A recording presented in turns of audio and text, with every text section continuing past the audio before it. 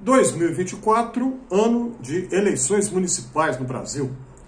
E já foi dada a largada, a gente já está vendo aí nas capitais de estado os debates entre os candidatos, né, pela televisão. E aí a gente vê a propaganda para tudo quanto é lado, e de pouco tempo para cá, no Brasil, no mundo inteiro, na verdade, né, nós vemos uma novidade aí nas campanhas políticas, que é o uso das mídias sociais, né, especialmente o WhatsApp, mas também TikTok, Instagram e Facebook, enfim.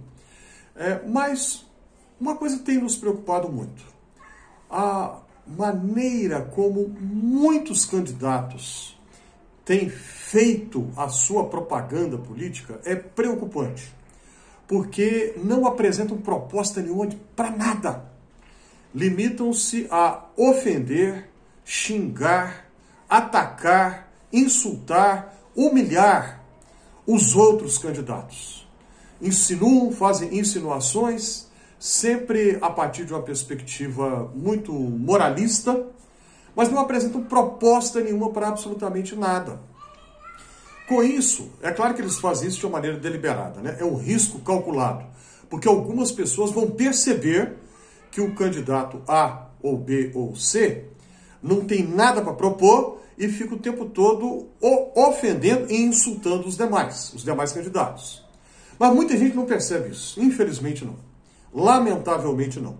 Muita gente não percebe, e esse candidato que só faz ofender, xingar, insultar os demais, passa como se fosse corajoso, como se fosse valente, passa como se fosse muito ousado, destemido, mas na verdade, por detrás dessa aparente coragem, esconde-se uma falta de propostas, uma falta de visão, esconde-se uma falta de projetos de políticas públicas. E política é viver em sociedade, no sentido original da palavra política. Tem a ver com sociedade, viver em conjunto. Viver em conjunto. Esse é o sentido original da palavra, conforme a gente lê, por exemplo, em Aristóteles, filósofo grego que viveu 2300 e alguma coisa antes de nós, atrás, né? 300 e poucos anos antes de Jesus.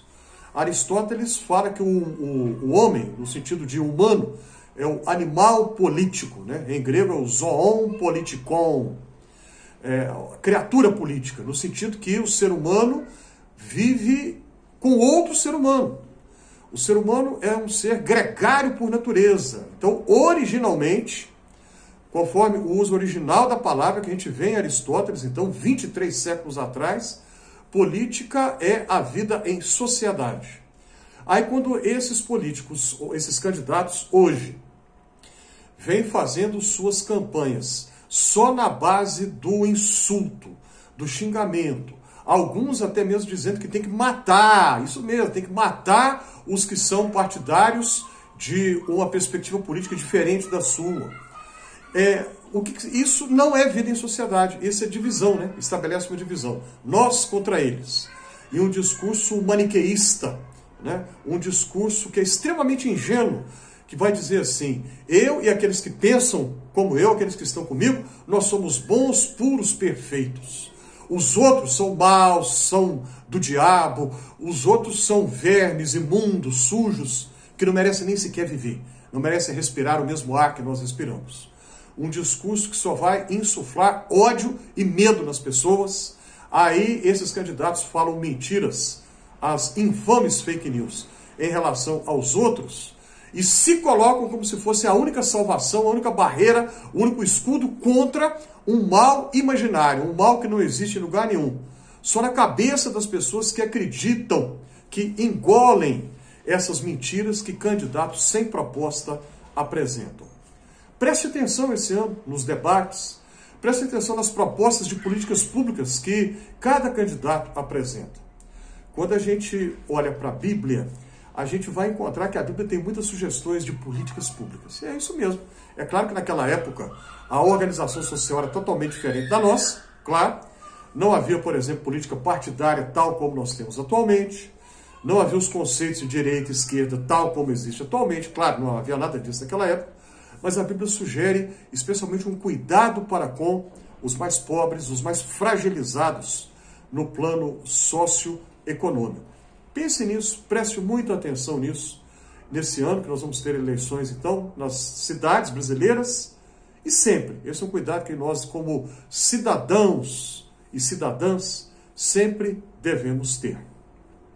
Se você gostou desse conteúdo, clica aí na mãozinha do joinha, coloque nos comentários suas impressões, sugestões, ajude a compartilhar esse vídeo, mande para alguém que você acha que vai fazer bem para essa pessoa escutar aqui, inscreva-se aqui no Fé e Café, e aos que já se inscreveram, a minha gratidão.